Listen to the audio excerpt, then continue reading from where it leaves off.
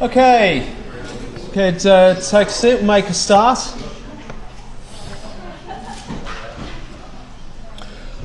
Okay, welcome to Biogeochemical Cycles. I think this is the fourth lecture by now.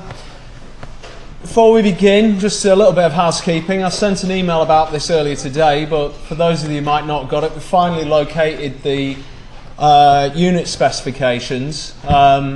So they're now held centrally. So for those of you that want the learning outcomes, etc., that should all be there, accessible via the My Manchester portal. Like I said, give me an email, and it's also on the Blackboard site. If any of you have any trouble accessing it, let me know. I don't think you need to log in to get those details, but anyway. So sorry about that. Okay. So this is the second week that I'll be dealing with the carbon cycle. Last week was mainly themed around the kind of chemical processes, the sources and so on. This week what we're going to be doing is focusing on how we budget for these, but how we also look at feedbacks and how these kind of interact with each other within the Earth system. We're also going to be, the second half of this lecture is also going to be more kind of exercise themed rather than lecture themed. So going to be doing some kind of discussion work, but also going through some calculations as well.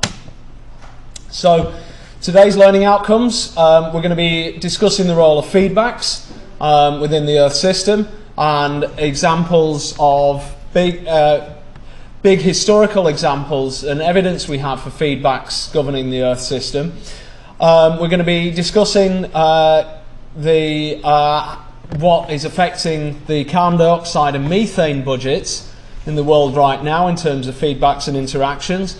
And the reason we're focusing on carbon dioxide and methane is that those are the two biggest greenhouse gases, certainly within the carbon cycle.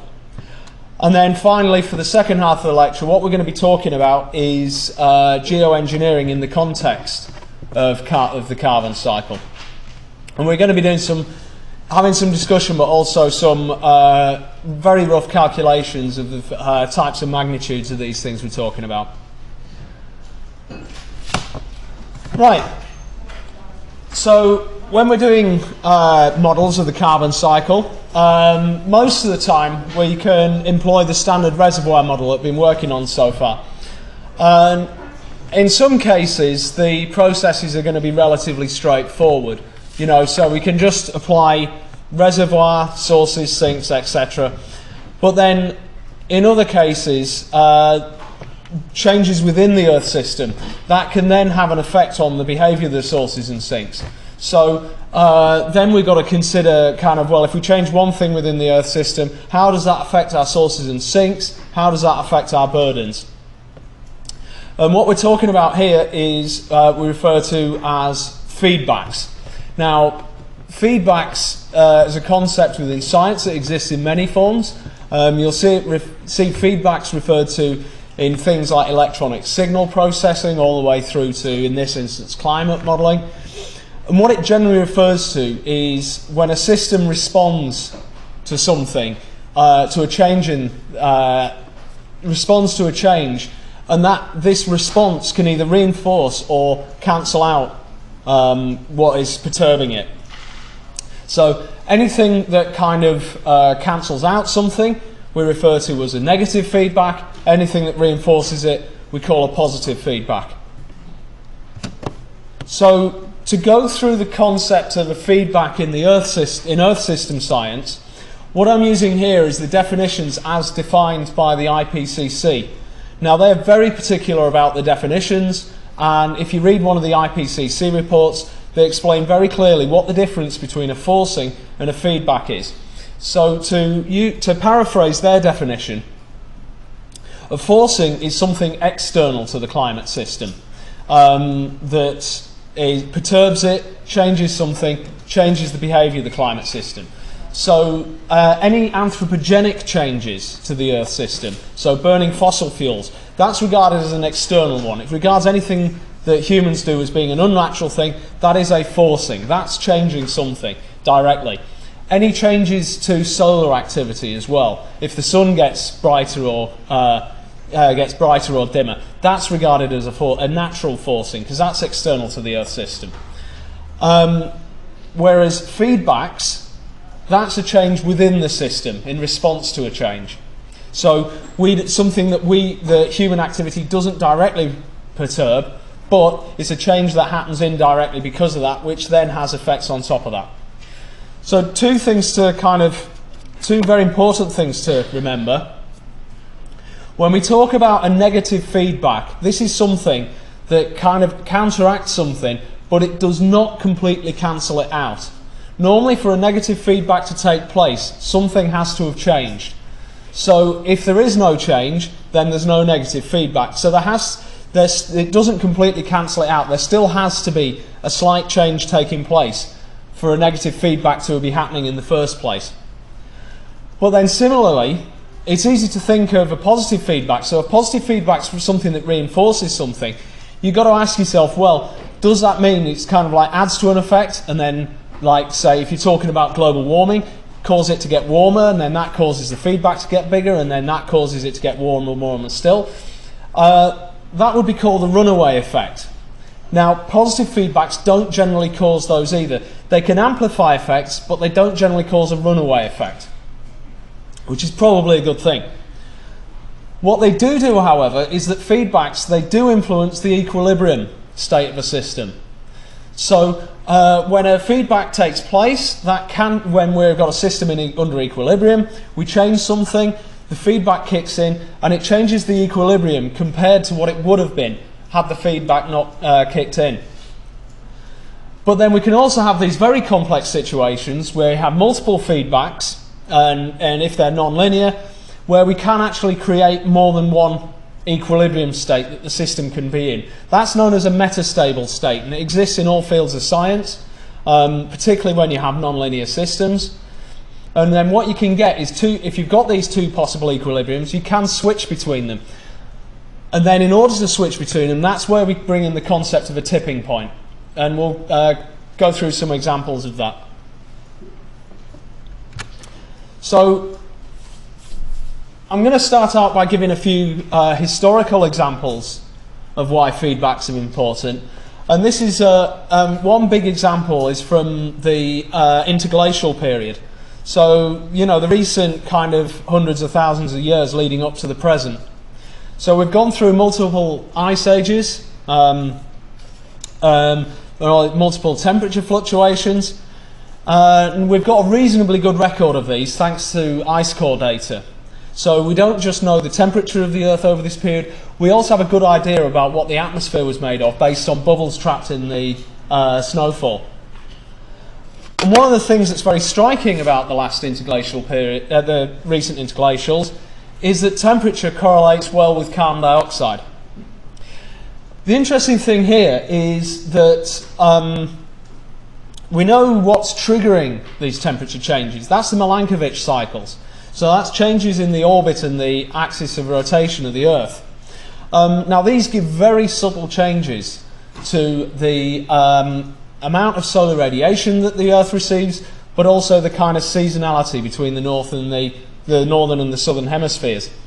But if you look at the energy budgets that are caused by the Milankovitch cycles, these should result in some very subtle changes to the Earth's temperature if you consider these in isolation. Well, of course, we know that we've got some very big swings in temperature. So this is like changes of about 8 degrees peak to peak. And what we think's happening is if we invoke these feedbacks. So if the warming can cause additional CO2 to be released to the atmosphere, then this causes more warming because CO2 is a greenhouse gas, and then that in turn will cause. And then that'll turn more warming, more CO2 release. Doesn't cause a runaway effect, but it does cause amplification. So that immediately asks this kind of causality thing.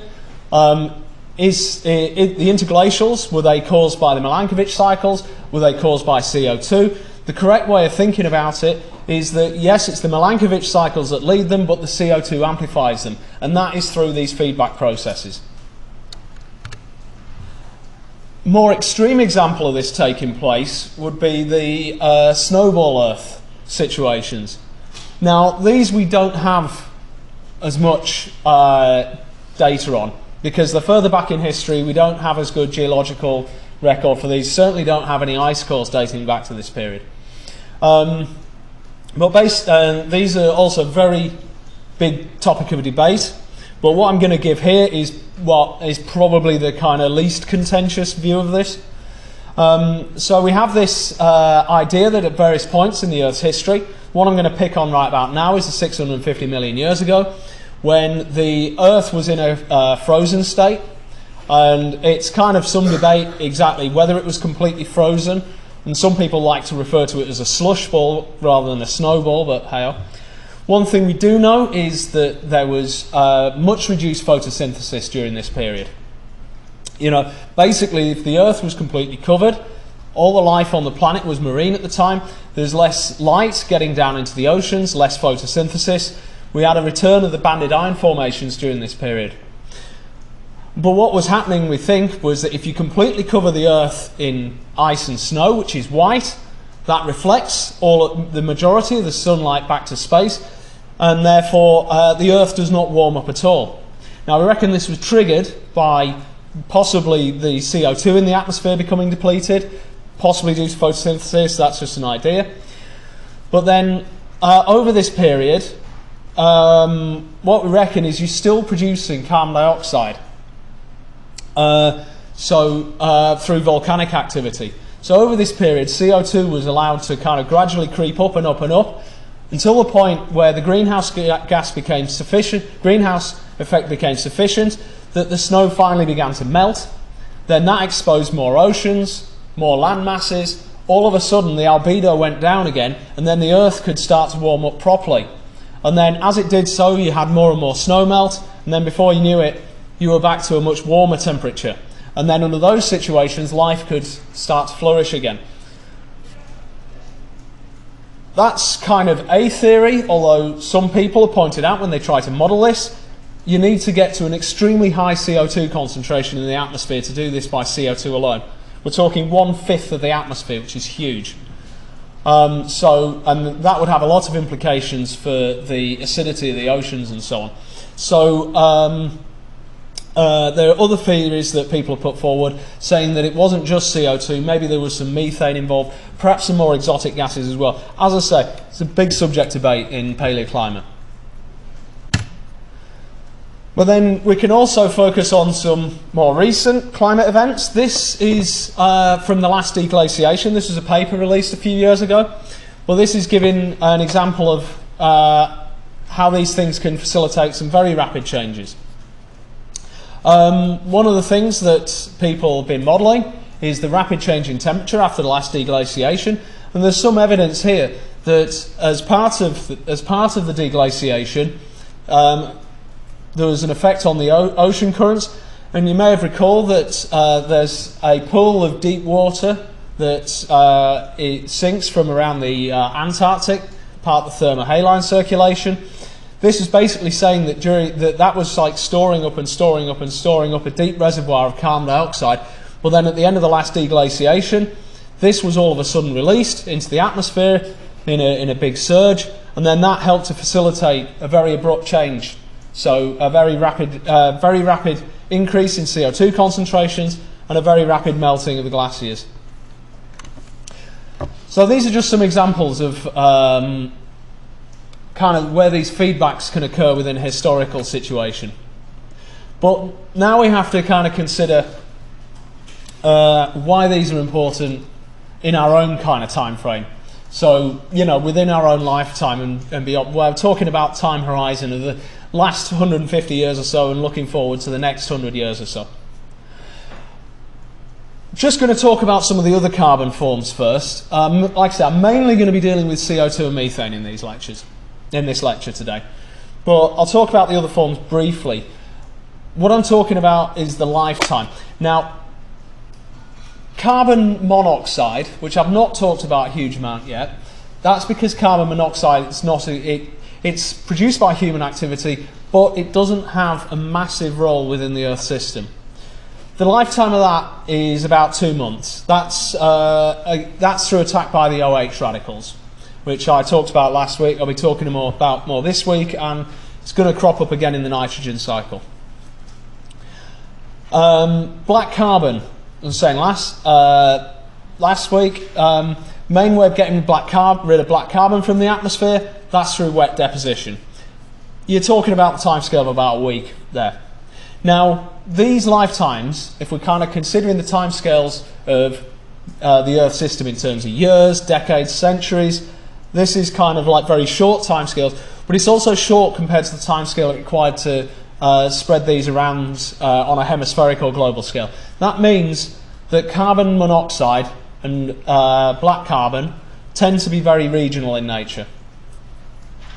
Flip that around, CO2, if you look at the timescales of that in the Earth system, if we ignore the short-term carbon cycle with the biosphere, if we look at the long-term carbon cycle, we're talking about things like the thermohaline circulation and ultimately being incorporated into the lithosphere through sedimentation or the silicate cycle, talking hundreds to thousands of years.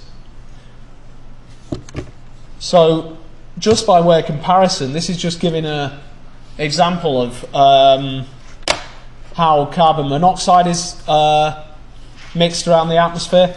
Comparing seasons here, this is like April versus October, and you can see that in April, concentrations much higher in the northern hemisphere compared to October, flipped around the southern hemisphere. But you can also see where the kind of hotspots are. So around here, this is during the burning season in South America and Africa. So there's a lot of fires going, agricultural fires going on, and wildfires producing all this carbon monoxide there. But you'll notice it's confined to these various hotspots. It's not very well mixed around the hemisphere at all. Okay, so I'm not going to dwell on those too much for this lecture. What I will concentrate on, though, is the greenhouse gases, methane and carbon monoxide. I'm going to start with methane because that one is one of the better behaved ones in terms of when we try to apply the reservoir model. So, okay, so last lecture talked about the sources. The main sources of methane. First of all, things involving anaerobic respiration. So it's a byproduct of anything that's decomposed in the absence of oxygen. Now, by that can include natural sources, such as marshlands, but also anthropogenic sources, such as landfill, paddy fields, cattle farming also a major one. They produce it as a byproduct. And then also fugitive emissions from fossil fuels. That's just to summarise what was talked about last week. Main loss of methane, though, to the atmosphere, again to recap last week, there are some losses to other places, but the main loss is through reaction with the OH radical. Now, a timescale for that is on the order of just about a decade or so.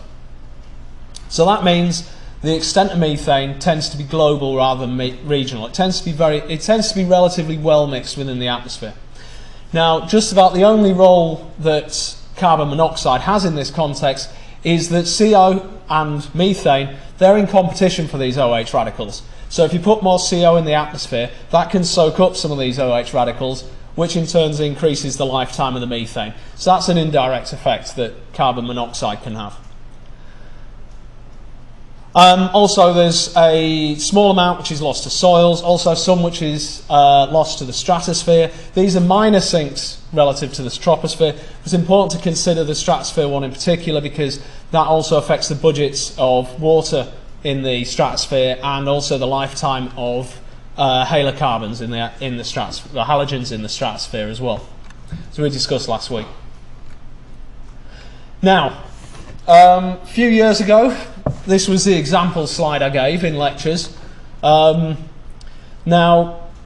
back around 2006, where this graph finishes, the thinking was that methane concentrations in the atmosphere had been on the way up. But we're thinking since about 1999, 2000, that methane concentrations had levelled off, that they'd found a new equilibrium. Then they started rising again, so I had to kind of update my slides. So in the 2013 IPCC report, I actually found it had been going up again. And this has been the subject of a fair amount of research, looking at the concentrations of methane in the atmosphere. And so you can see here the different points where they made the different IPCC reports, starting with the FAR First Assessment Report in 1990, and then you can see that the concentrations have been going up and up and up. That was where the 2007 report came out, where people had thought it had levelled off, but then they started seeing it go up again. So this is from a fairly recent paper where they're just trying to review the evidence on trying to budget for the methane in the atmosphere. And I'm not going to read the entire paper to you. If you're really interested, I put a link on Blackboard. One of the things I would highlight here, though, the CH3CCl3 decay. That was one of the examples I gave last week in the halocarbons. And what you can do with that, not going to go into this slide in a massive great amount of detail, but I would suggest you try going through these calculations yourself. That halocarbon, that's methylchloroform, that was one of the gases that was banned as part of the Montreal Protocol in the early 90s. And since then, its concentration has been going down steadily, and it has exhibited an exponential decay. And so, as I was explaining last week, you can, if it's decaying exponentially, you think the sources are negligible, you can actually derive its sink term. But then on top of that, if we know what the loss mechanism is, which in this case is again reaction with OH radicals, and we also know the rate at which these react with OH radicals, we can actually use this to estimate the average concentration of OH radicals in the atmosphere. So you take this decay rate, do some sums, and then what you can get is the OH concentration. So that's 5.7 times 10 to the 5 molecules per cubic centimetre. This is a very rough estimate, by the way. If you're doing this estimate properly, you also have to account for variations in temperature across the atmosphere. So you've got to do a bit more work than this, but as just a kind of a rough first order estimate, that's what you get. So then if we can estimate our average OH concentration in the atmosphere, we can also then apply the same maths in reverse to our methane chemical reaction constant, which is also known from laboratory work. And then we can get from that a methane decay coefficient, or a methane lifetime with respect to OH oxidation. And then that gives us this number here. 8.7 years I put there, which is close to the kind of roughly 10 years figure I quoted earlier. So these are the types. This is an example of the some of the maths that we're going to expected to do. So I'll suggest try going through this one in your own time. We will be having some more specific exercises regarding reservoir models next week. But this is a very current example of applying the reservoir model. I would note as well that this lifetime of 8.7 years for methane, that is much shorter than the observed lifetime that was calculated in lecture number 2, if you want to go back through those notes. So to recap that shows that the rate of change of methane is slower than what we would expect for the expected lifetime. So this shows that we're not far away from the equilibrium. Okay, so even though it's been going up, we're not that far away from the methane equilibrium in the atmosphere. But it does imply that the atmosphere is adjusting its equilibrium in response to some new sources or changes in sinks. Now, if you can say that, well, maybe you don't think the anthropogenic sources have been changing that much in the last 10, 20 years, then something else must be changing. One of the things that's hypothesized is the release of methane from frozen stores. So all of this soil carbon that I was talking about earlier, if that builds up and builds up, if it builds up in the form of tundra or frozen peat bogs. If the earth warms up, these can start decomposing, or frozen stores can start being released. So it's a thing in Earth system science, is trying to work out whether there's these frozen stores in the Arctic regions which are all of a sudden started releasing methane to the Earth system. Now, there's not a lot been able to... if you notice, this was published a few years ago. There's a lot of question marks on this figure. There's a lot that people just simply don't know about these stores in terms of how much they're releasing or how much is stored there. But also, as well as the tundra, there's also the seabeds. Below a certain temperature, methane will actually form a hydrate with water to form this kind of crystalline form of methyl hydrate crystals. But you warm the seabed up, that gets warmer, that could start releasing the methane, which would otherwise be stored down there. Now, a few years ago, people have been seeing evidence of methane bubbles rising from the seafloor. We reckon that's because of these gas hydrate stores being released. You do the sums, the stuff that's stored on the seabed could actually be this. If that was all to be released to the atmosphere, then that could be huge. That could cause a massive surge in methane concentrations. However, it's not quite as simple as that, because you'll notice these bubbles don't quite make it to the surface. Now, that's because the methane's dissolving in the water and can actually be removed through chemistry. So it's not all making it to the atmosphere, thankfully. But something that people are concerned about. So, just to summarise, we've got all these frozen stores of methane that are potentially being released in response to warming. And this could form a positive feedback mechanism. However, it is a subjective debate of exactly how big this is and whether that is responsible for the rise in methane concentrations in the last few years. There are a number of scientists out there that reckon that this isn't a major issue. At least, well, the rise in methane concentrations is a major issue, but they don't reckon this is responsible. A lot of them think that it's actually OH concentrations that have been going down. So it's the sink that's getting smaller, not the sources that are increasing.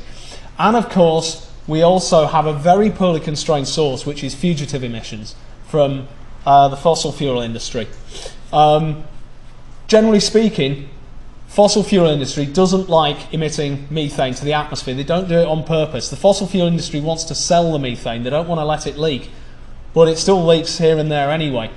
But actually quantifying this is really difficult, because similarly the fossil fuel industry doesn't like talking about exactly how much it's emitting. So it's surprisingly difficult to get decent stats on this. One of the speculations is with the rise of hydraulic fracking or new gas exploration, could that be causing enhanced sources as well? Maybe, we don't know. So that's talking about methane. Now, as I say, I would summarise methane by saying that's not far off equilibrium.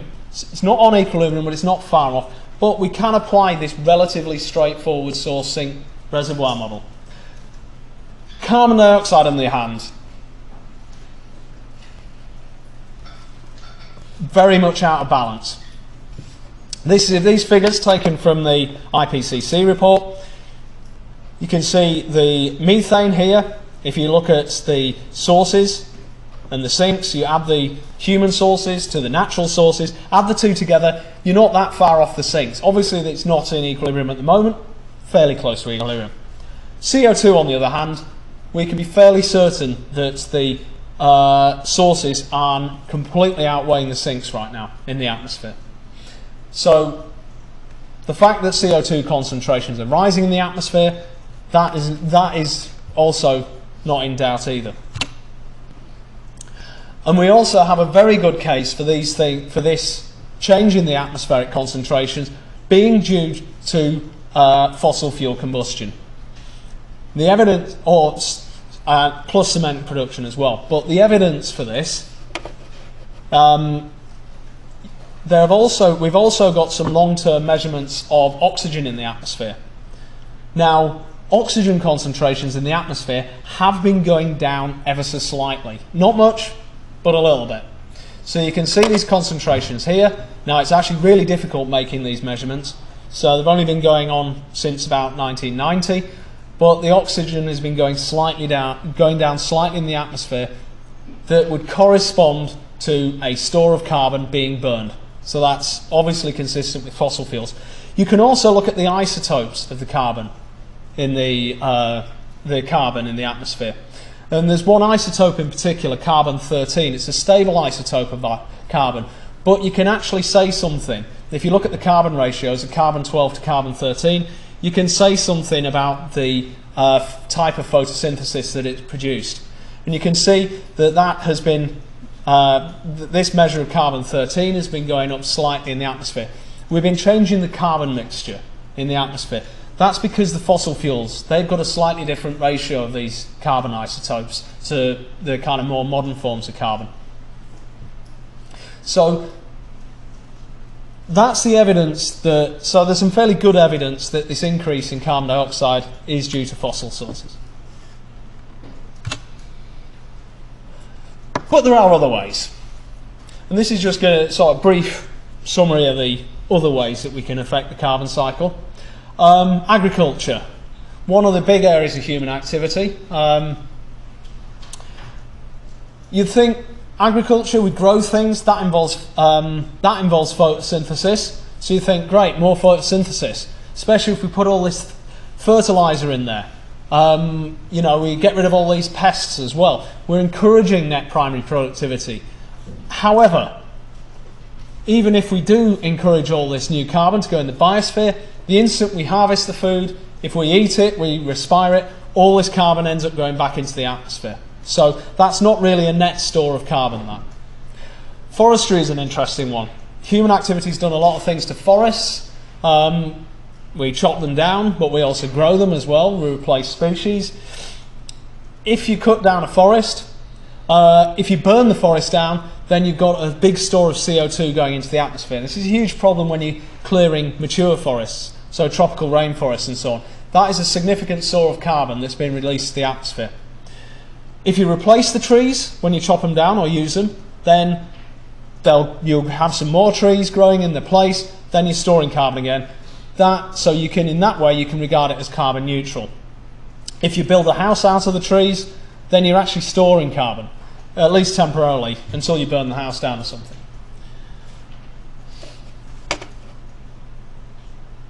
So, generally speaking, though, the human management of trees is a net source. That's simply because humanity as a whole is actually reducing the amount of tree biomass in the world. Should also add that human activity increases the prevalence of wildfires as well. So even when we don't deliberately burn things down, changes to the hydrological cycle, people deliberately setting fire to things, climate change making areas more arid or more prone to drought, that all contributes to forest fires. And then finally, eutrophication. We're going to be talking about this in the nitrogen and the phosphorus lectures. This is a kind of more inadvertent fertilisation. So anthropogenic nitrogen and phosphorus being released to the Earth system. These are massively perturbing local systems, and they increase certainly the initial net primary productivity in certain areas, but that does not necessarily translate to a bigger store of carbon.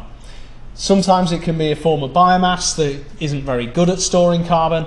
Other times it may just not be an environment that's suitable for long-term storage, so it all gets released again as well. So that's not necessarily a long-term store. So so that's the human perturbations, but looking at feedbacks, I'm going to start with the terrestrial environment.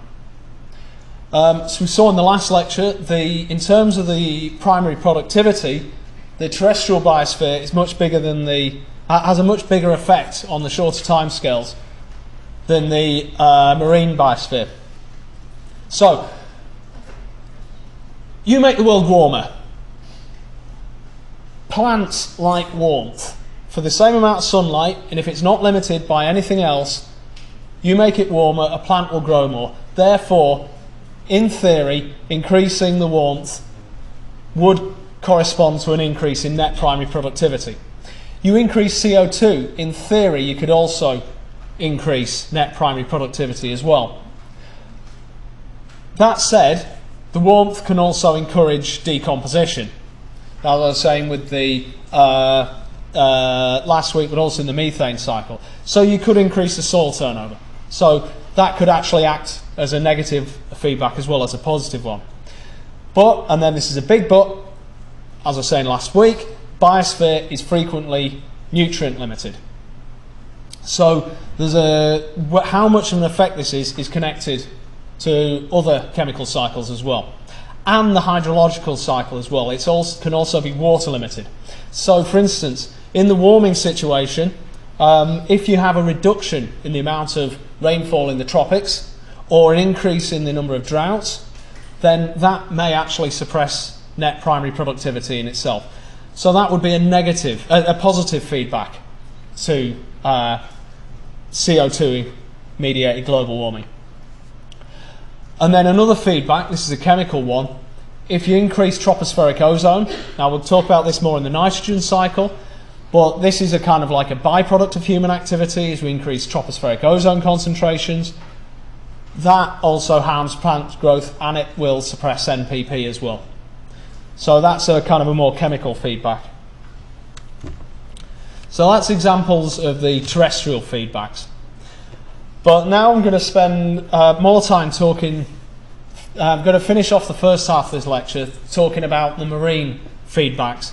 These are a bit more complex, also have a more profound effect on the long-term carbon cycle as well. So first of all, the abiotic, so the non-biological feedbacks. Start out by saying one of the big things in the long-term carbon cycle, so we're talking on the timescale of hundreds of years and beyond, is the transfer of carbon dioxide to the deep ocean.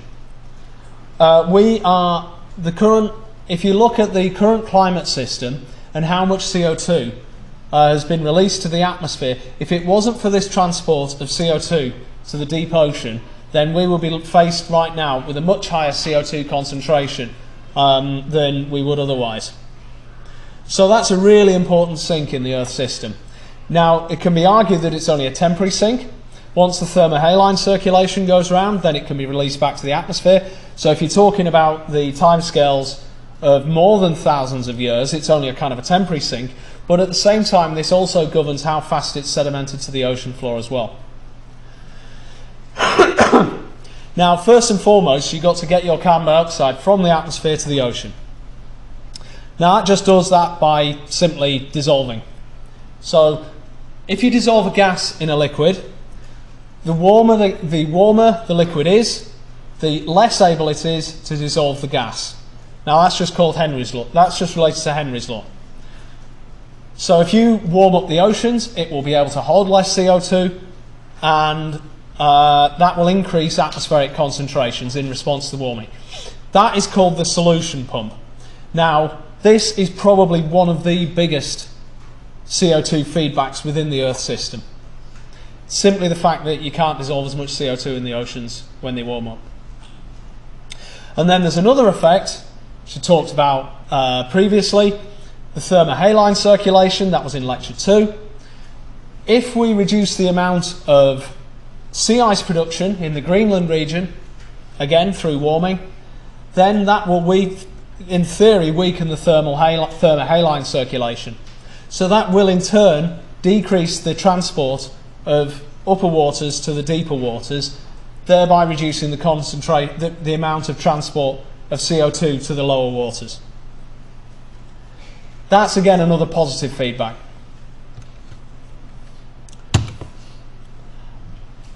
And before I get onto the biological ones, I started sticking with the inorganic chemistry, but this kind of links into the organic processes, is the concept of buffering as well. CO2 just doesn't dissolve in the oceans. CO2 is a relatively insoluble gas, as far as gases go. But it can change its form. Now, this is probably an oversimplistic take on this for those of you with a strong background in chemistry, but I need to cover this generally for the sake of those that don't come from a chemistry background. You have different forms of carbon on oxides of carbon dissolved in seawater. So we've got our carbon dioxide here at one end of the scale, then at the other end of the scale we have carbonate. And you can change the forms between them simply through the addition of hydrogen and oxygen.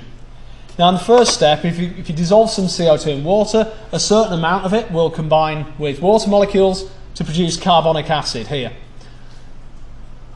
But then what can also happen is this carbonic acid can combine with a dissolved carbonate, and then that will produce bicarbonate, which is this ion here. But carbonate in itself is not that soluble, but it will mediate the amount of carbon that you can dissolve in the water, because the more carbonate in the water, the more carbonate in the water, the more bicarbonate you can produce. And then if you start producing bicarbonate, that leaves more room for more carbonic acid to go up. So the more carbonate in the seawater, the more carbon dioxide you can take up. But a lot of this depends on the pH. It kind of also helps to keep the acidity of the seawater, the pH, at a kind of a relatively constant 8-ish. But the more CO2 you put in there, you find that the more carbonate goes into solution, but also the less carbonate that's available, then the less CO2 you can take up. They're all kind of very interdependent on one another. Now, whilst this is an abiotic process, I think this is just recapping what I've just said. No, it's not. There's a point here, which is it is connected to the biosphere. Carbonate is important here because a lot of organisms use carbonate for their structure, the calciferous organisms. So forming shells, corals, etc. Now the way they do that is you take dissolved carbon, take it out of solution. The implications here is if you put more carbonic acid in the water, you make it more acidic, favours bicarbonate over carbonate, that means less carbonate available for the organisms to make their shells with. That's a big problem with ocean acidification. So an effect of carbon perturbing the biosphere, carbon dioxide perturbing the biosphere. But there's also a reverse effect. If you're one of these organisms that's making the shells, you're taking carbonate out of solution. That means there's less carbonate available to form bicarbonate from carbonic acid, and therefore that is reducing the ocean's ability to dissolve carbon dioxide. So if you put all these pumps together, these are the kind of different effects that can have, and all of these form the basis of feedback mechanisms. So we have our solution pump. So carbon dioxide likes to go into cold fresh water, but in the event that it's warm and haline, will come out again. This is a feedback mechanism of what happens if you increase the temperature of the oceans, you decrease the ability to take up CO2, and it releases CO2 to the atmosphere. The organic carbon pump, under the normal run of circumstances, is we are taking up all this carbon from the atmosphere through photosynthesis, and it enters the marine food web, and eventually part of this will end up as dead material, detritus, excrement, that kind of thing, and this will fall through the ocean under gravity as particulate organic carbon, and then that acts as a flux to the deep water. But that can also then come back up and be released as CO2. If you change the amount of photosynthesis going on in the oceans, if you change the biogenic activity in the ocean, that will change the amount of carbon dioxide leaving the atmosphere through this process. And then finally, we have the calcium carbonate counterpump. So if you have got all this biological activity going on in the upper ocean, you're forming shells. That is removing carbonate from the ocean and then that reduces the ability for the oceans to take up CO2, and you get a release from that. So that acts to that is in response to productivity. That acts to partially counteract the organic carbon pump. So this is just summarising the previous slide, and this is all related to the inorganic buffering effect.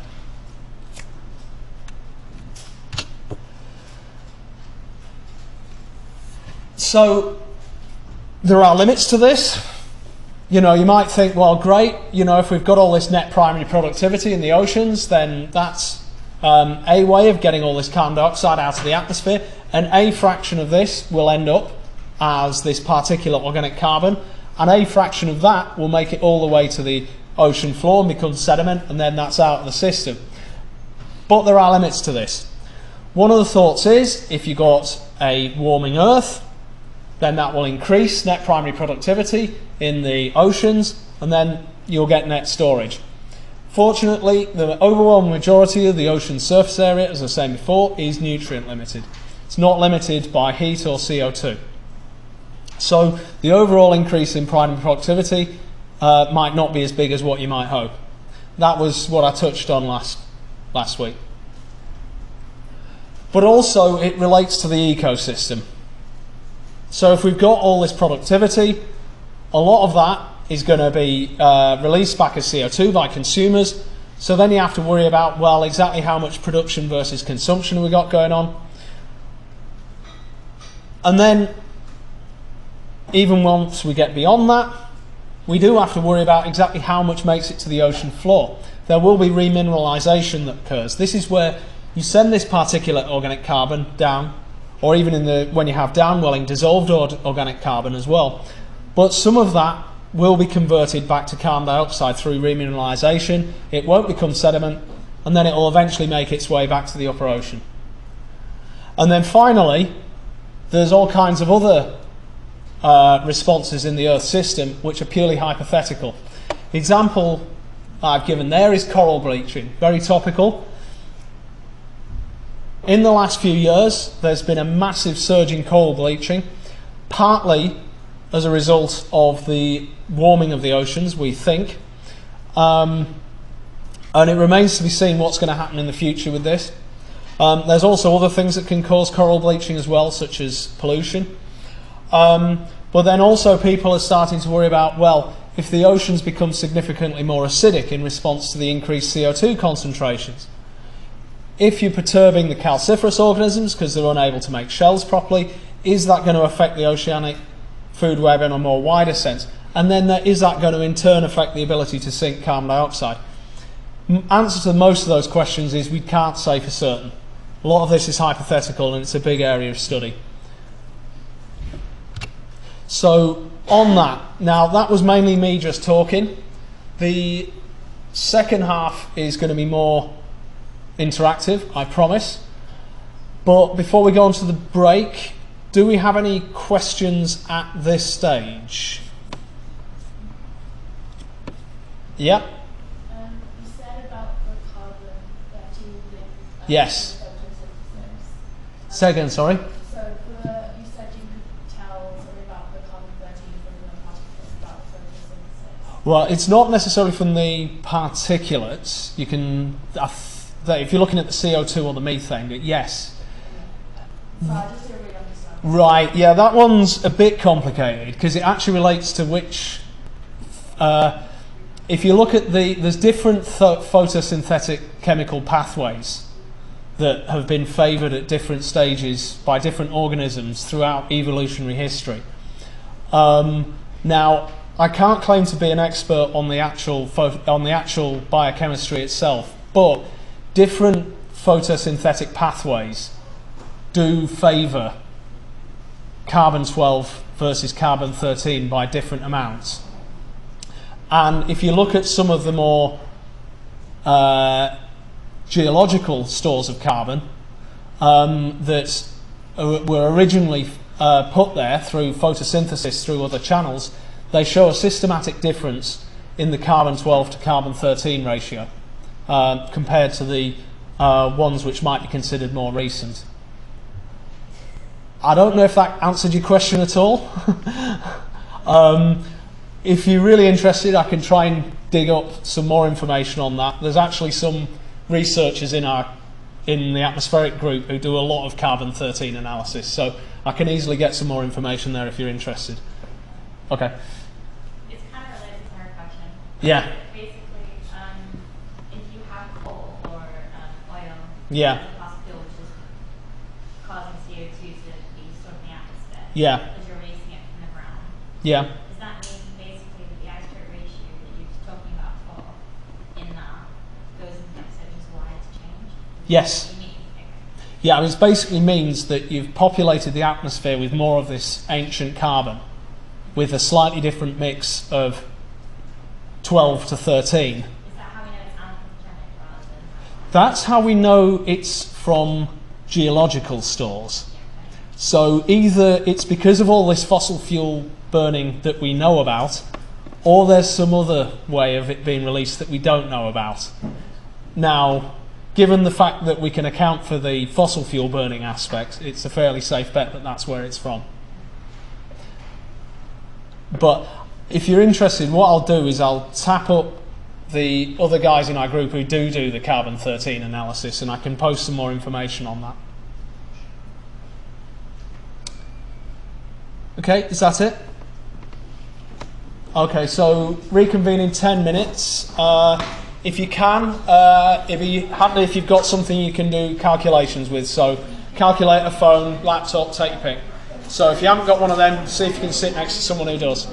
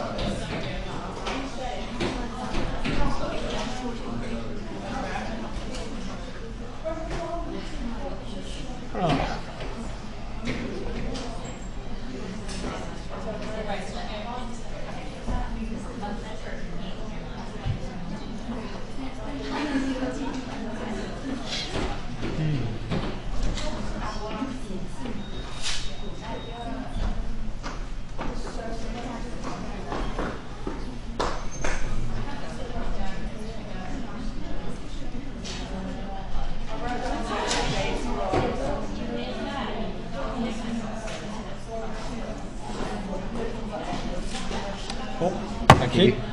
Right. Is there anyone not sat themselves yet? Okay, can you come down here, please?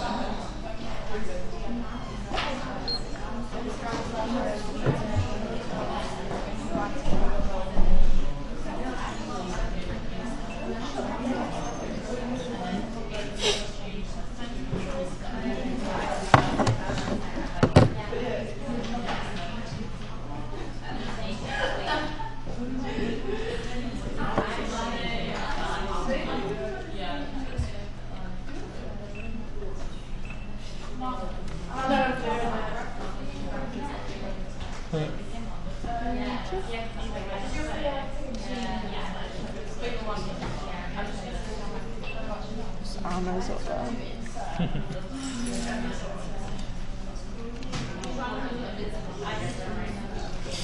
See if it does it.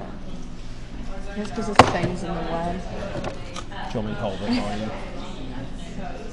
Thank you.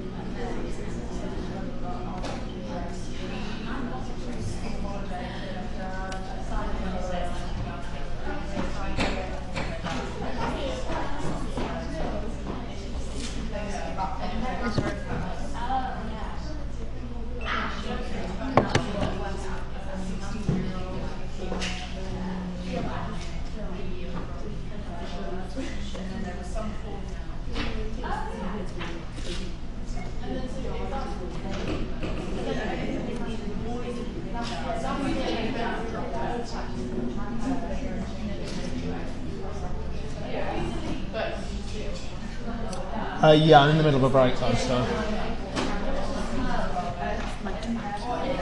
I was waiting for the break and like. Oh, did you leave yours last week as well? I did. Yeah. But I don't Oh no, not that one. I thought you were after this. Oh, I did. Did you put it back? Yes. But one of my students' apps are in the wrong one, so. Can't keep it together. No. Could be worse, could be a Friday. But, yeah. Well, I have a 10-minute break in the middle. So.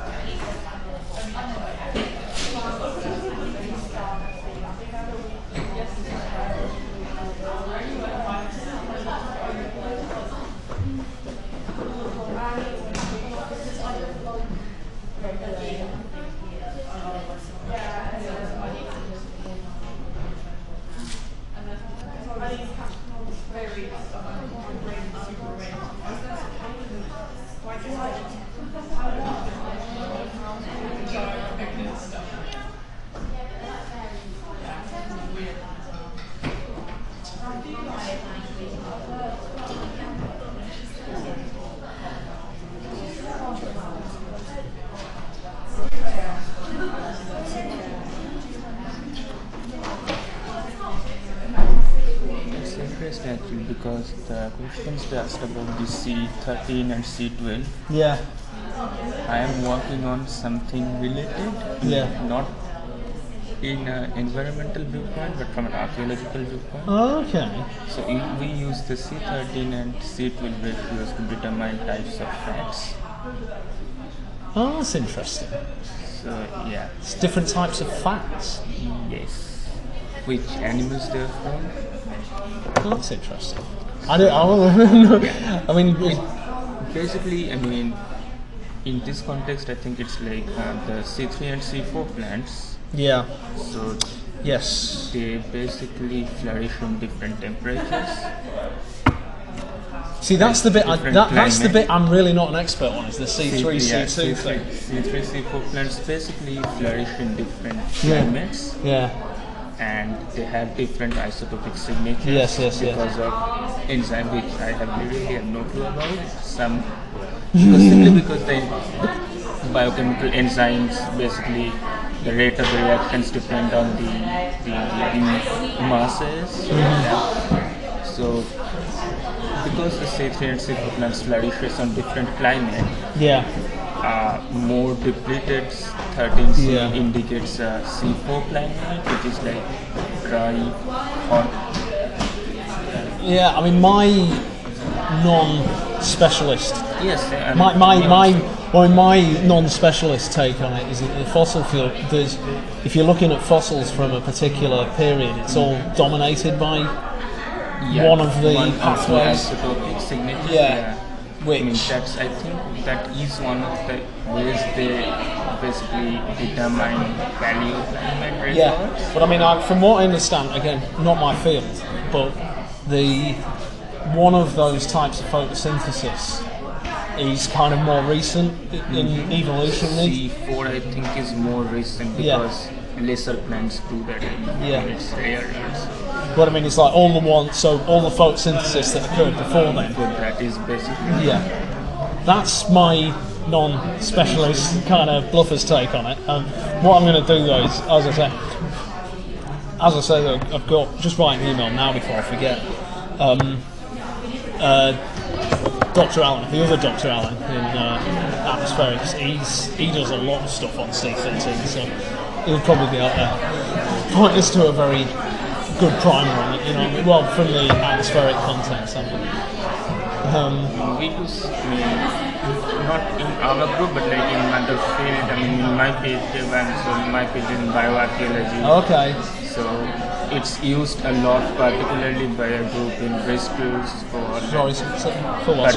It's used a lot, particularly by some researchers in Bristol, to determine sources of fats. So Yeah. you use like C13 to determine whether it's like milk fat or meat fat, whether it's from like Okay. cattle or pig and stuff like that. Okay. Yeah, makes sense. No, that's interesting. So, anyway, I think we might have to restart this up. Well, anyway, thanks for that. That's really interesting. Okay.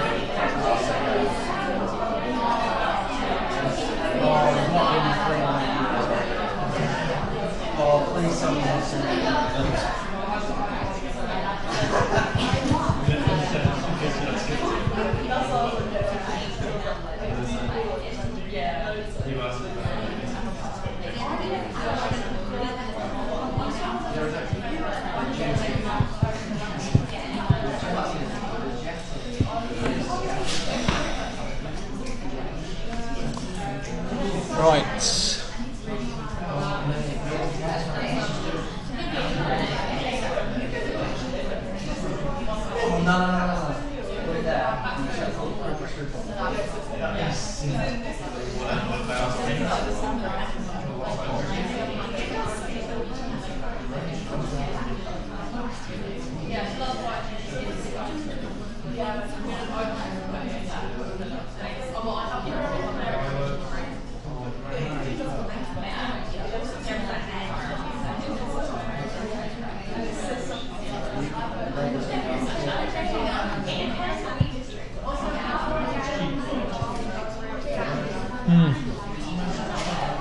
Right, okay, so could make a start again.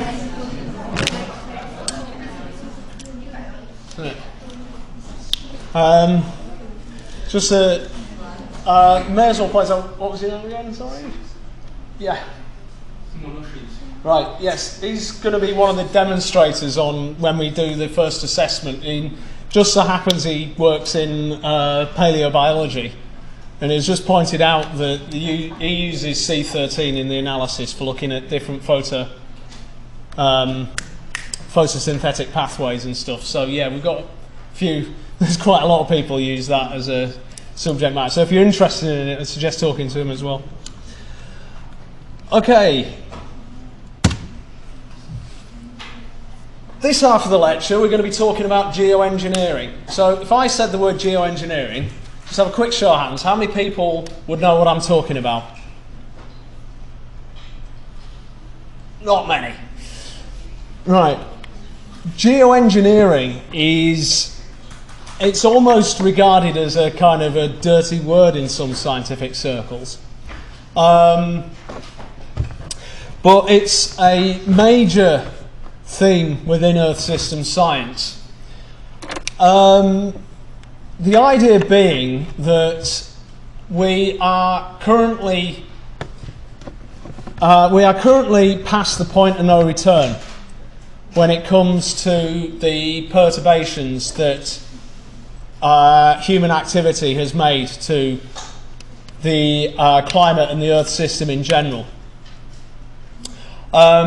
If we were to stop burning fossil fuels tomorrow, we would still be looking at approximately 1.5 degrees of warming, irrespective of anything we release from now on.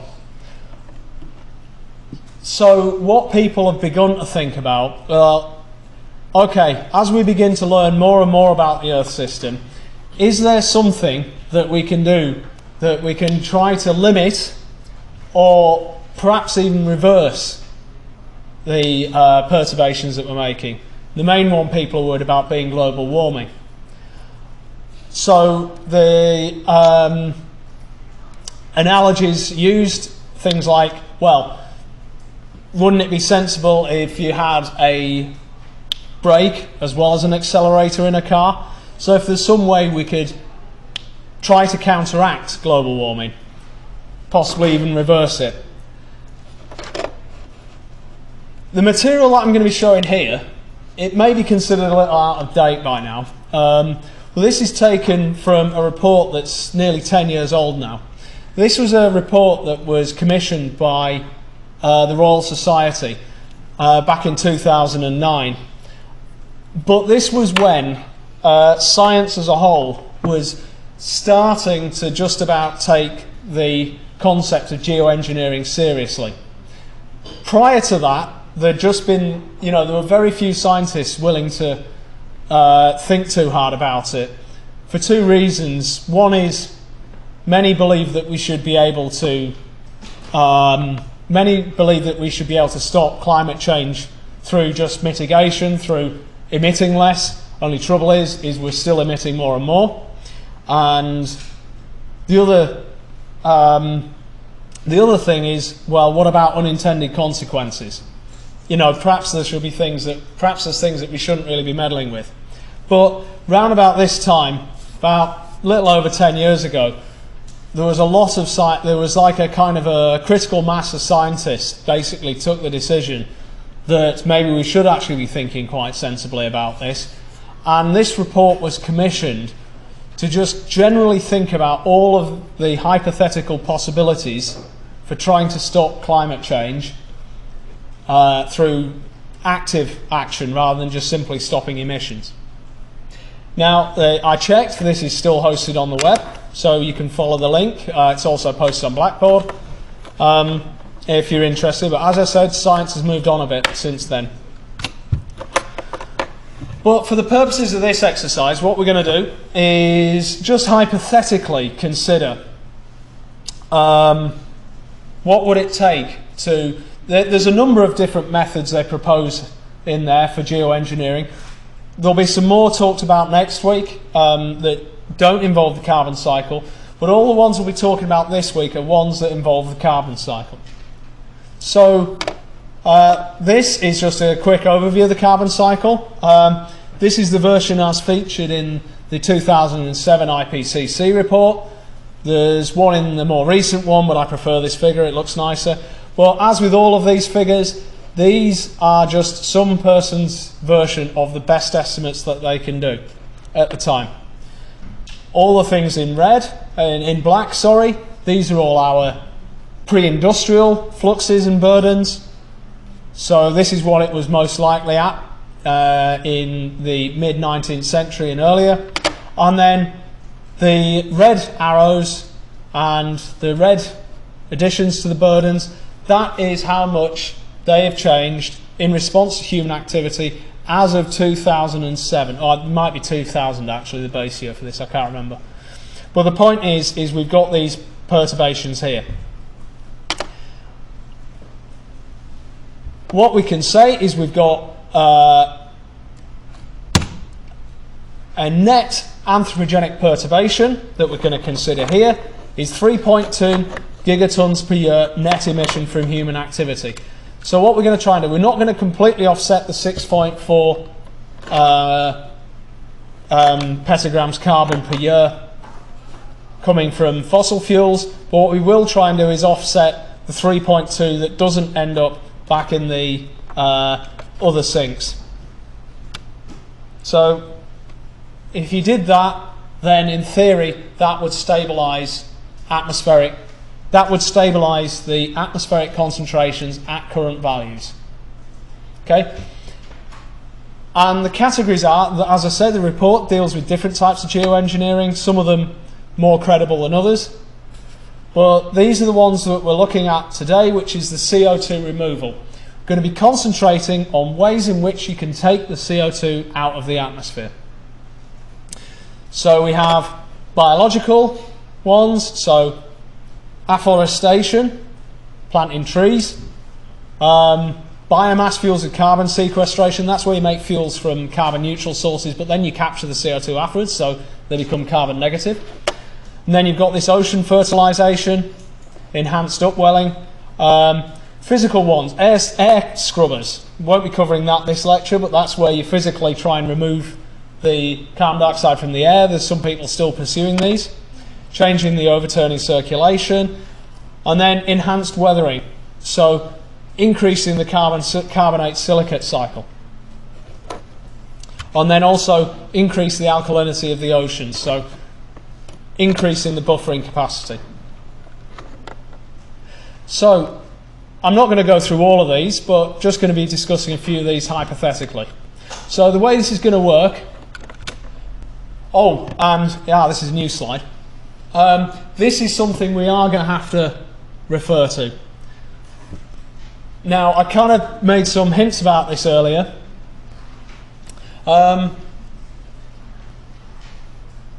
frequently the units don't match up. And you'll find this in the exercises, you'll find this in the coursework, and you might even find it in the exams. Who knows? I am not being sadistic. What you find, if you're ever working in this field, is that people are not consistent about their units, and you have to spend half your life being on your guard and making sure that you can convert between them. Now this one's especially important, is telling the difference between the mass of an element and the mass of a molecule. Now, someone who's from a background in chemistry might think this is bleedingly obvious, but there are some people that tend to struggle with this, so I decided to put this up. So, most of the time, the units that I'm going to ask you to work with are the mass of the element. The reason we use the mass of the element, so in this case, petagrams carbon, is because the carbon can change chemical forms. And so if you're budgeting, the mass of carbon stays constant, even if it takes up some oxygen or loses it or something. But you will sometimes see it quoted as, say, petagrams of carbon dioxide. The way to convert between is we look at the fraction of carbon within carbon dioxide, and we get that from our molecular weights. Molecular weight carbon is 12, molecular weight oxygen is 16.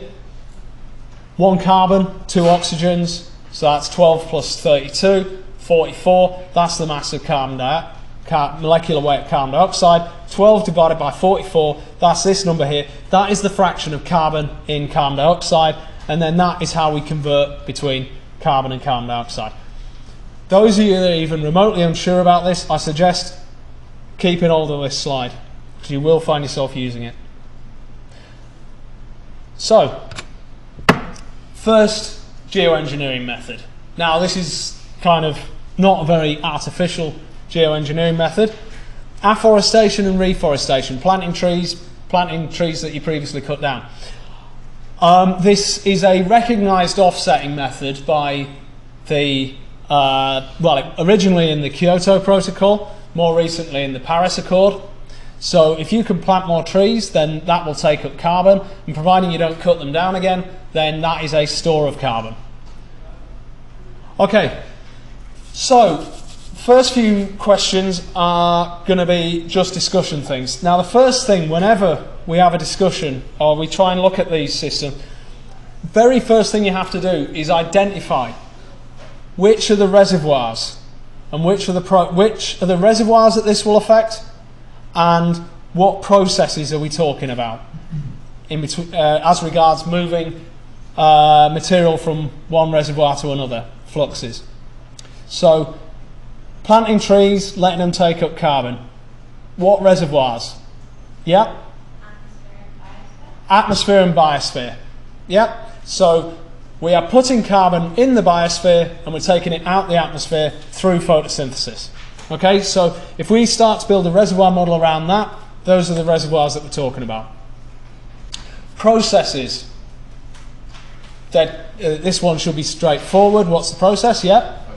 Photosynthesis. Yeah. So the flux into the biosphere from the atmosphere is our photosynthesis, which can be expressed as production, either as net primary productivity or gross primary productivity if we handle the autotrophic respiration separately. Okay, fate of the carbon. So we've got it in the biosphere. What happens to it then? Yeah, someone else? Just trying to involve as many people here. If no one sticks hand up, I'll go back to one I used to. Anyone else? Go on then. Stored in trees. Stored in trees, and what happens to it eventually? Into the soil as litter. Yeah. Or, burn. Yeah. Yeah. Trees don't last forever. Eventually the tree, even if it doesn't burn down, it'll fall down, can become incorporated into the soils, it might decompose. The most permanent store of that carbon would be, well, if a tree falls down in a kind of tundra type environment, they don't tend to decompose, that can be quite permanent. Or if it gets decomposed and it ends up in a permanent soil store in a sediment, that can lock it away. Otherwise, it's going to find its way back into the atmosphere. How can this carbon be prevented from returning to the atmosphere? Is there anything you can actively do other than not burn the tree down? Think. Anyone? Yeah? Use them in construction. Yeah. Use them in construction? Yeah. So that's not burning it down. Anything else? Yeah. More trees to cancel out the loss of one tree. Yeah. You could just keep planting more and more trees, but there's an obvious limit there. Get onto that in a sec. I mean, there are other things you can do. I mean, what you can do is turn biological material into this stuff called biochar, which is basically heating it and charring it up into an inert form and then burying that. That's another way of permanently locking it away. Okay, so problems. What's the problem? What's wrong with planting trees? Yeah. Depending on where you plant them, you might change the albedo. So if you darken the area, then more heat comes on there. Yes, so you might change the albedo. Yes, in theory. In practice, when you plant trees, it tends to be somewhere where you would have something being grown anyway. Well, that's not true of deserts, actually, so that is a damn good point, yeah. Yeah? Land use conflict. Oh, sorry. Go on, yes, you first. Sorry, there was someone behind you with the hand up. Land use conflict. Land use conflicts, yes. Can keep planting trees, someone else might want that land for something else, like growing food, for instance. Yep. It's not really permanent. It's not really permanent. Yes, it's not really that permanent. You need to find a way of locking that carbon away long term. So that brings us on to the things like the biochar construction, that kind of thing. All right, now the sums today are going to be relatively straightforward. So assuming 340 tonnes carbon per year can be sequestered. Now this is the official figure so 340 tonnes carbon per square kilometre.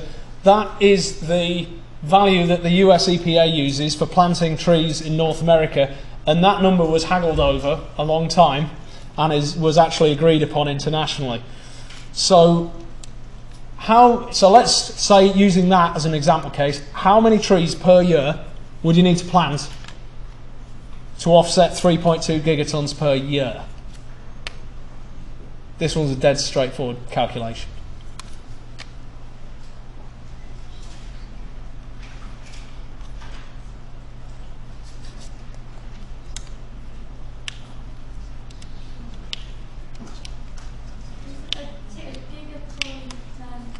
Yeah. So a gigaton is? No. Well, a giga. Yeah, this is the unit conversion thing again. Again, I'm not being sadistic. This happens a lot. For those that don't have that cheat sheet I gave out the other week handy, giga is a billion. That's 10 to the 9.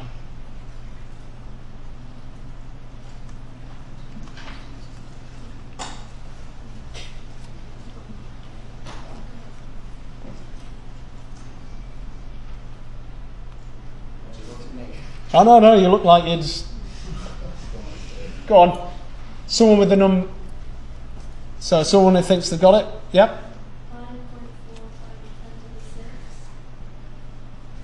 5.45 Right, now, how did you calculate that? 3.2 gigatons divided by 340 tons. So, divided by... 340 tons. Yeah, so... Right, so 3.2 is... That's 10 to the 6, 10 to the 9, yeah. Divided by 340. What are the units?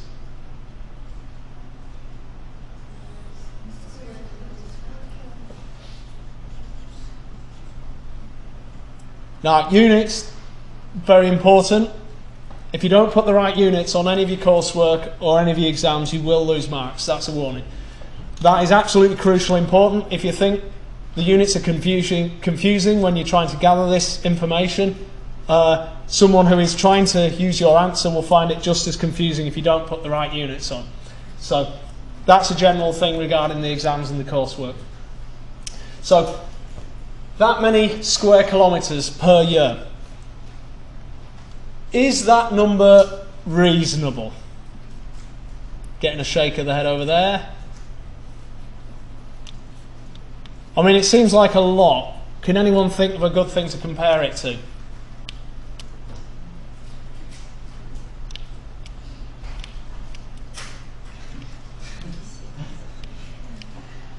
Greenland. Yeah.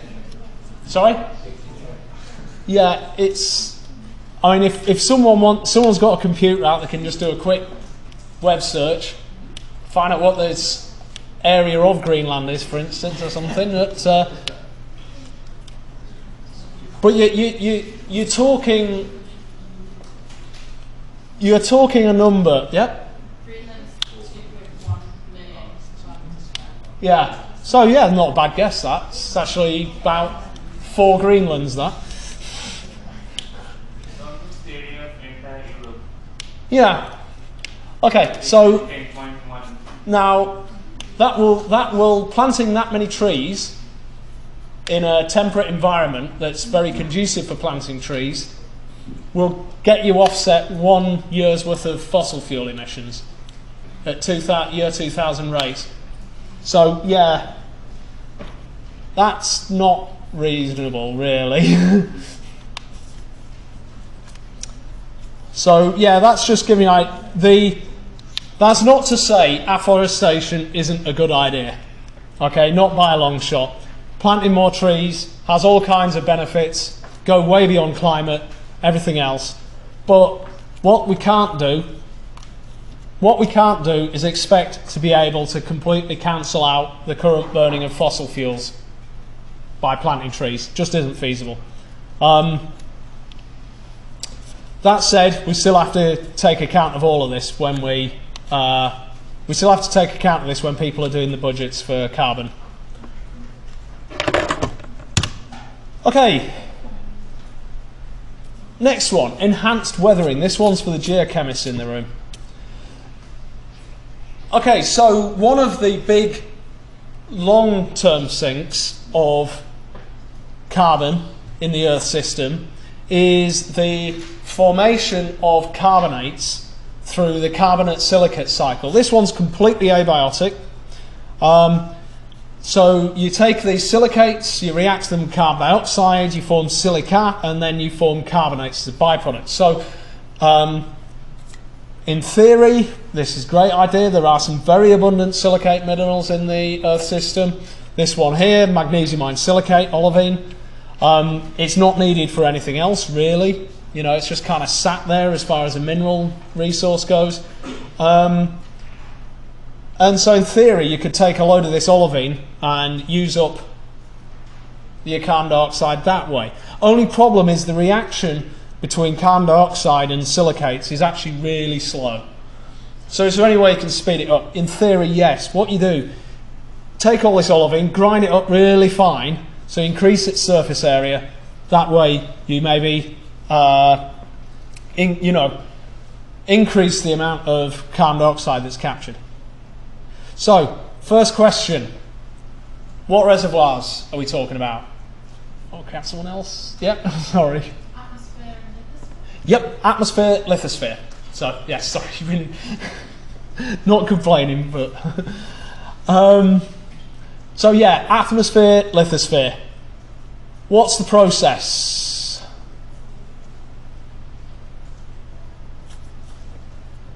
Yeah. Yeah, kind of. Lithification, I like that word. But yeah, it's just a straight chemical reaction. So, potential problems. Here's the thing. Can you see any? Right, so the idea is we crush up all this olivine, mix it into soils and things. What might that do? Is there any kind of problem associated with that? Yep. It could change the chemical composition Yep. of the soil itself, which means it can alter the decomposition rate, it can alter the literature rate, it can alter calcification of said soils, and Yeah, can affect the soil chemistry, which might have unintended consequences. Yep. Could be a lot of dust from driving. Yes, yes, so you grind it up, that could kind of put dust in the atmosphere, that could cause problems, particularly if anyone working with it. Silicosis isn't a fantastic way to die. Yep. It would take a lot of energy to grind up a rock. So Yes. you need a lot of fuel to do that. Yes, so is all the energy associated with extraction, grinding up, processing, yep.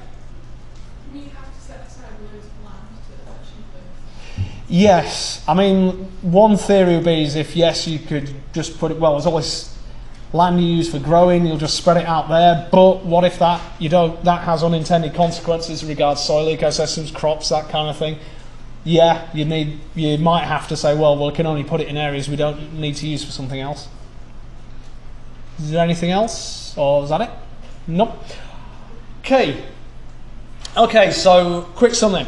7 kilograms of olivines sequesters 1 kilogram of CO2, and its density is 3.3 tons per cubic meter. What volume of olivine must be mined per year to offset 3.2 gigatons per year?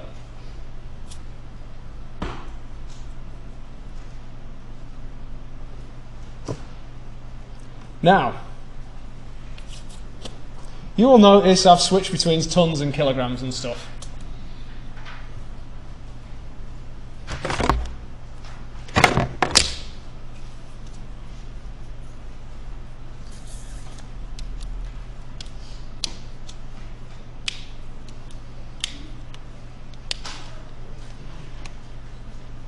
And when you say density, is that of olivine with carbon dioxide?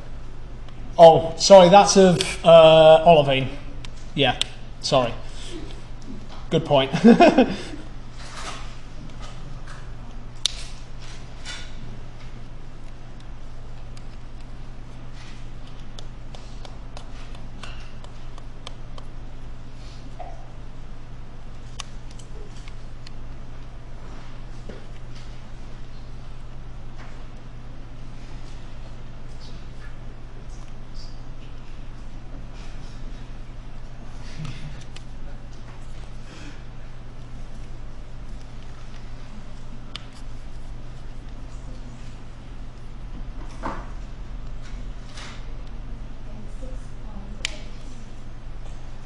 So 6.8.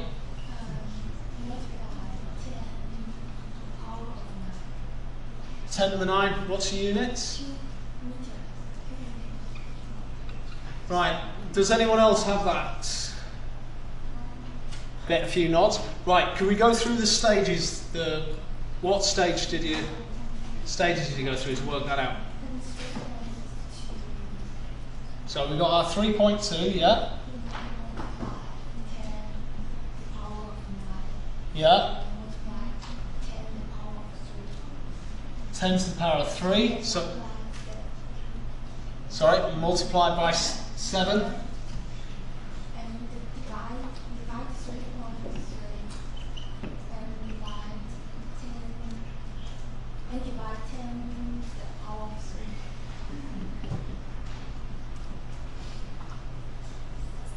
Right, so all these stages here.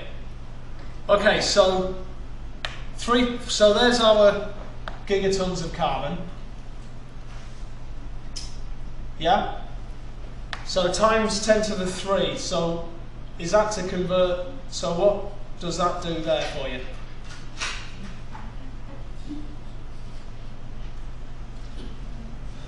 Yeah? Doesn't it help you convert to your volume? Well, yeah. So what we have here, well, actually, no, this one doesn't do the volume. So it's a 10 to the 3. That unit conversion is to go from, yeah? Yes. So this number here is in tons. Okay, so 3.2 times 10 to the 9 is tons. Multiply that by 10 to the 3, that gets you kilograms. Yeah? So people follow that? So we got that's kilograms of CO2 per year. Sorry, kilograms carbon per year. Sorry. Now,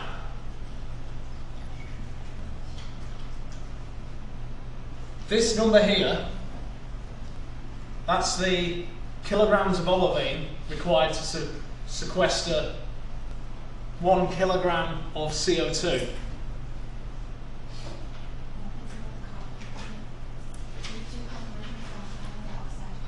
Correct. So, did everyone catch that? So, if I can just scrub this off, just because we need to expand here. Before we multiply by 7, we need to go from kilograms of carbon to kilograms of carbon dioxide. So, what do we multiply with there?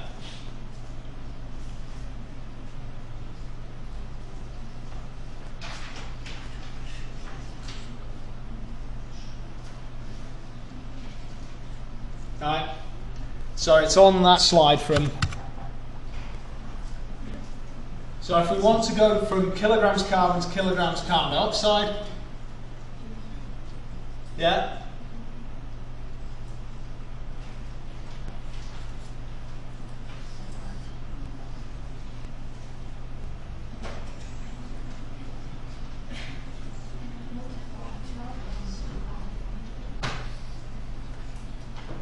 Other way around. Because if you think about it, if we're going from the mass of carbon to the mass of carbon dioxide, we want to be going to a bigger number. Because 1 molecule of carbon dioxide is heavier than 1 atom of carbon. Right? So what we want is multiplying by this ratio, which is molecular weight CO2 over molecular weight carbon, which is 44 over 12. And then that gives us kilograms CO2. Okay, everyone understand that step? So that one's really important. So that's given us, so we've got as far as getting, that's the number of kilograms of CO2 that we need to offset. What's the next stage in the calculation then?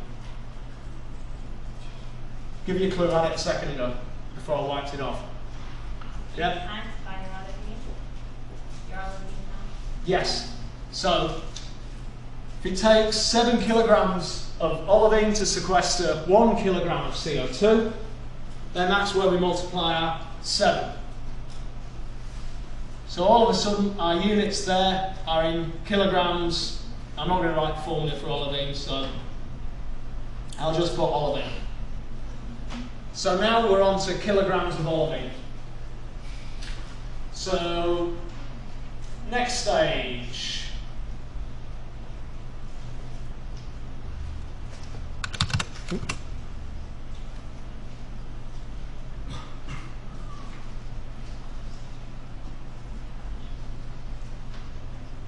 Yeah. Mass times density equals your volume, and you can convert volume when you divide by times by volume. Density, sorry. Not quite. So a bit dense. So how's density defined? Centimeters. Sorry? Yeah? Mass divided by volume. Mass divided by volume. So if you want to get to a volume from a mass and a density, yeah? Mass divided by density. So if we divide by our density, 3.3, do we need to multiply that by anything to get the units to match up?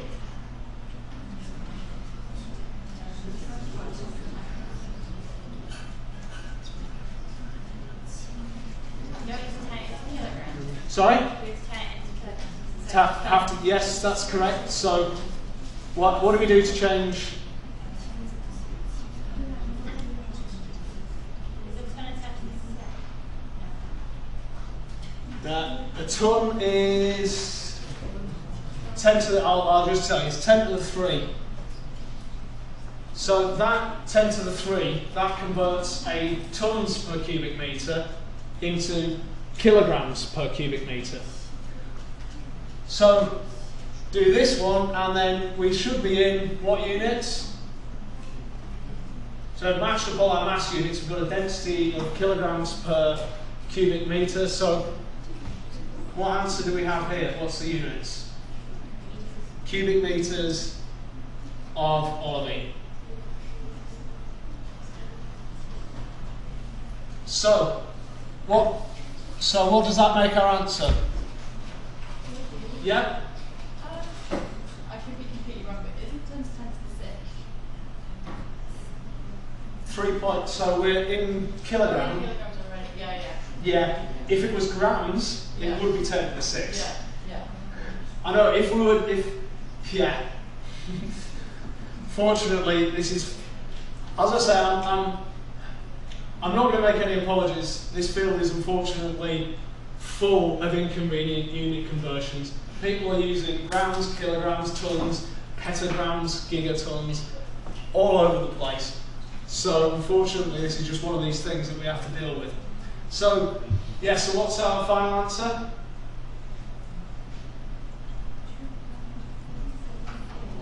Sorry? Times 10. 10 to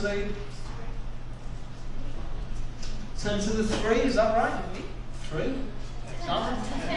10, right. So that sounded a bit small. Right.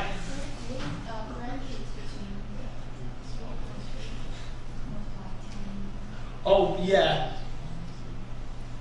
Yeah, sorry, if that wasn't explicit, it should have been.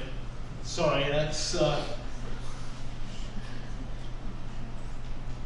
So yeah, if you don't put that in the right order, then that could...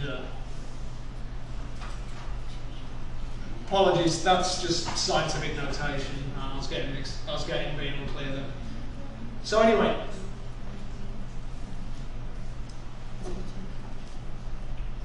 so what units is that? Metre squared, metre cubed. So by way of comparison, how big would a cubic kilometre be?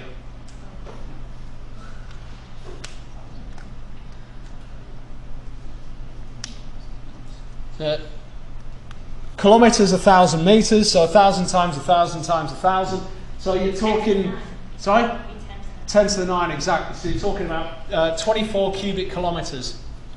Now, cubic kilometres is a big number, but it's, when you're talking about sections of the Earth crust, it's not that big, but even so, you can imagine mining that much per year would be something of an endeavour. And I don't actually know exactly how much olivine there is in the Earth's crust off the top of my head either. Okay. So, moving on. Now, this is one of the geoengineering techniques that has... This one's attracted a certain amount of interest to the point where a few people have actually done a few pilot studies on it. Yep? I was just thinking about that, sorry. I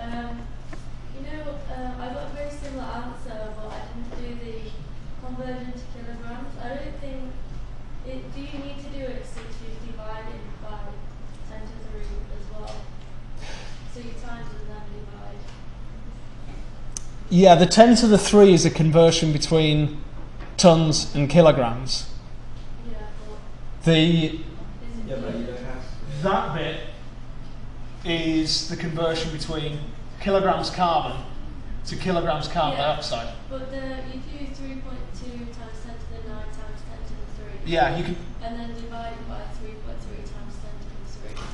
So you just take away the 10 to the 3 again. Yeah, it depends how methodical you want to be. So if I did that about the 10 to the 3 in the exam, and I got the same answer, would I be okay? Well, how can I put this? The marking scheme in the exams, and you can see this in the past papers, is that marks are partly awarded according to your working, and if you make a mistake in the wording, in the working, and it's obvious there's a mistake in the working, you could drop mark. Now, if you get the right answer, you won't lose a mark for getting the right answer, but if there's a mistake in the working out, that's very obviously a mistake, then you might lose a mark there. Even if you get the right answer for the wrong reason, if you catch my drift. But if it does look sensible, you know, if it is obviously that it's been thought through, and you can show that you've thought through it, then you won't lose a mark. Okay? Now, as for the exact nature of the mistakes,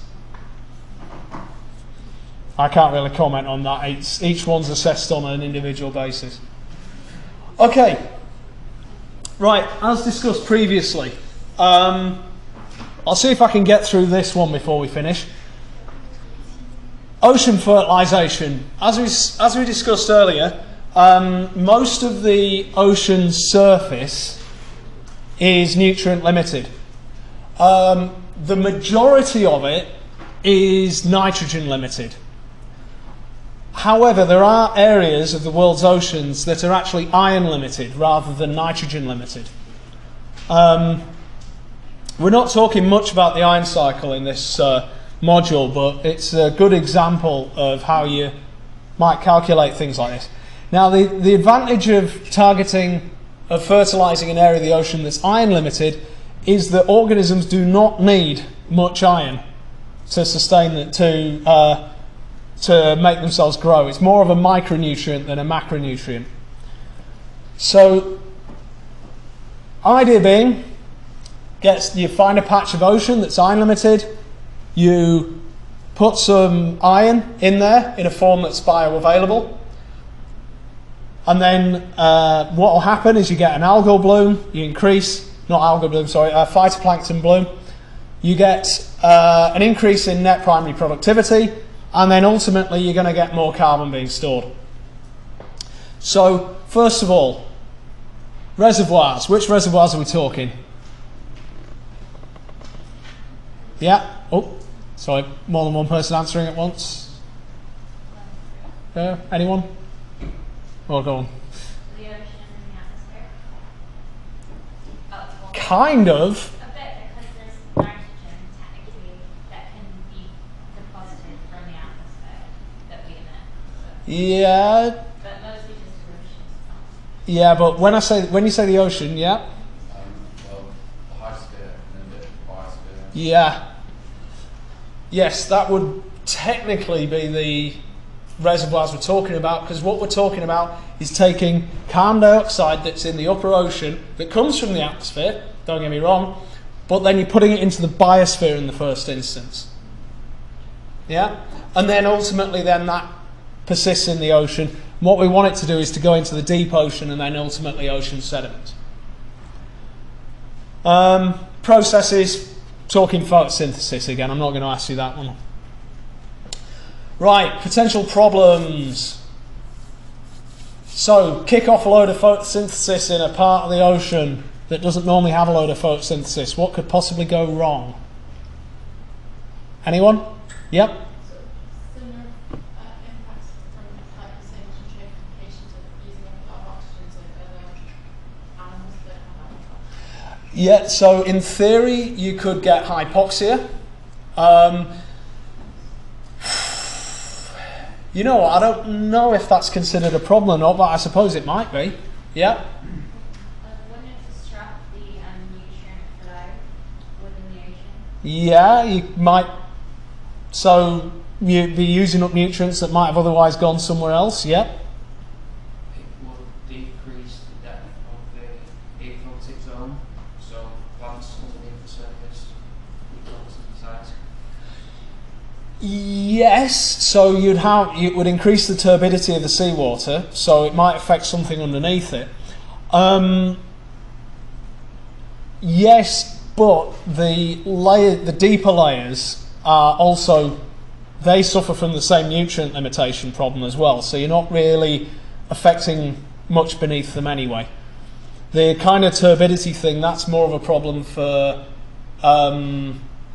we're going to get onto this in subsequent lectures, but things like rivers and so on. Anything else? Yeah? Yeah, you're going to be doing a big perturbation to the marine food web. You don't know what's going to happen there. Could have all kinds of unintended consequences. Okay. So yeah, there's a lot of unknowns. Another big problem. So molecular ratio. Now this is something in general. For the marine biosphere, the ratio of carbon to nitrogen to phosphorus for iron is relatively constant for marine biomass, certainly in plankton. So what you can say is that for every 106 carbon atoms in marine biomass, we've got 16 nitrogen atoms, 1 phosphorus atom, and 0.001 atom of iron. So, how much iron would be needed per year to capture 3.2 gigatons of carbon?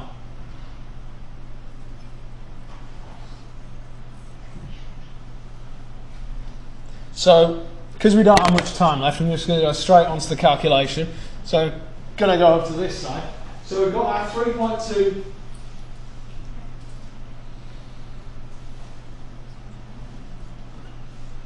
So we've got our 3.2 gigatons of carbon. What's the next stage in the calculation?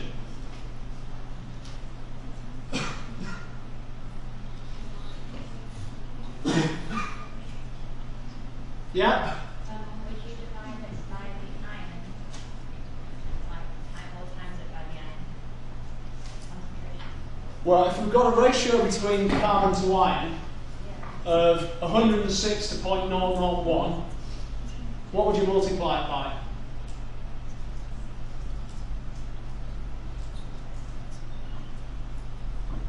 So, yeah? 6 divided by 3.01 times 2.2. I don't know. Times 106 divided by 17.001. Say again, sorry. 106 divided by 17.001. Sim? The end of the. Right, so you say 17. Yes, 16. That's what. Right, what's the 16 is the number of nitrogen, so we're not using that in the calculation. So we just got 106 carbons for every 0.001 nitrogen. I'll just go through the calculation because we're running out of time. Well, get onto that in a second. So we've got so we divide it by the number of carbons in the recipe over the number of ions in our recipe. So that's 106 divided by 0.001. Well, then we also need to convert what is a mass of carbon to a mass of iron. So then we also need to divide by the mass of the carbon atom, which is 12, ratioed to the mass of an iron, which is 56. So that should give us the amount of iron that is required to cancel out that much carbon. Has anyone got that number handy?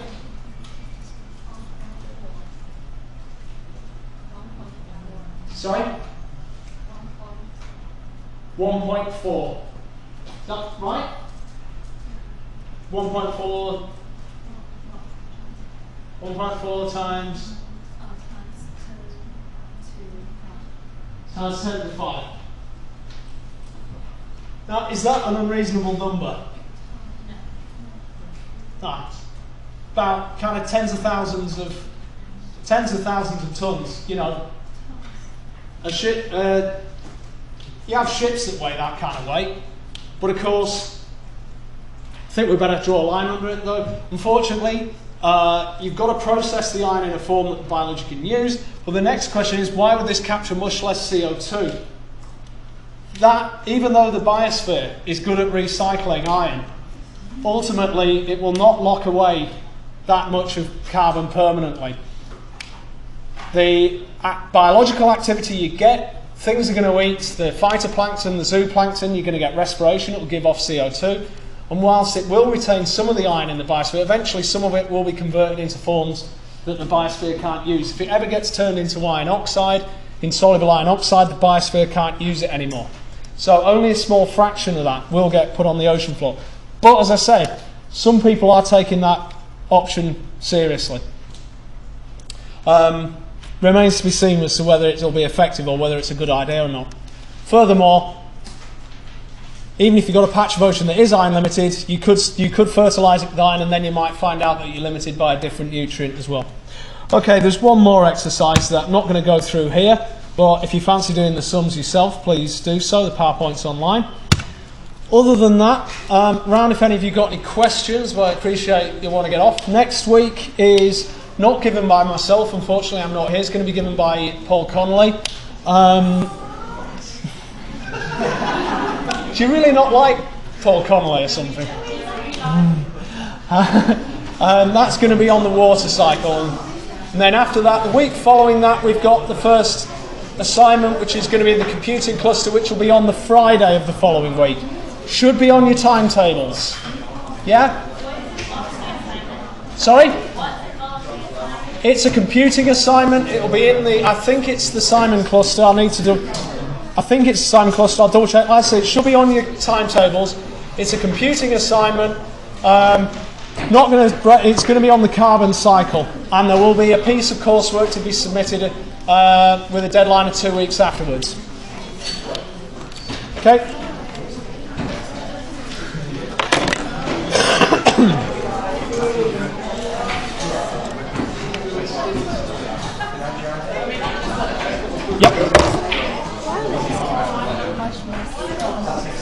Well, it would initially capture as net primary production, but then that could get consumed. Only a small fraction of the carbon that goes into the marine biosphere ends up as being deposited.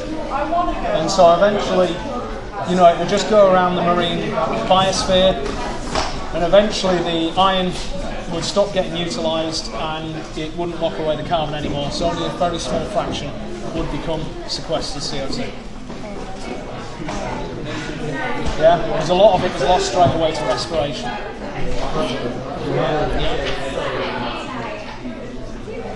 So next time we'll colleagues to give lecture. Huh? Next time colleagues will give the lecture to us. Paul Connolly is going to do next week's lecture. I've got to go to a meeting in India next week, so Paul Connolly. But it's on the water cycle, which is what he does. So. I just heard about the computing. It's the assignment. No, that's the week after. Week after. That's the week after, yes. After this next week. No, Next week. Yeah, not next week. The week after next is the exercise week. I will be doing that. I'm only away 1 week. Now that should be on your timetable. Yeah. Yeah. What's that intermediate number? So a few divided by the ratio. Right. That actually, that is the tons of. You know what? I don't really get what. I don't think that has a physical representation. I kind of did 2 stages, one after the other. You do that, so you do the 106 to 1. I guess that is the tons of carbon equivalent per iron atoms. So if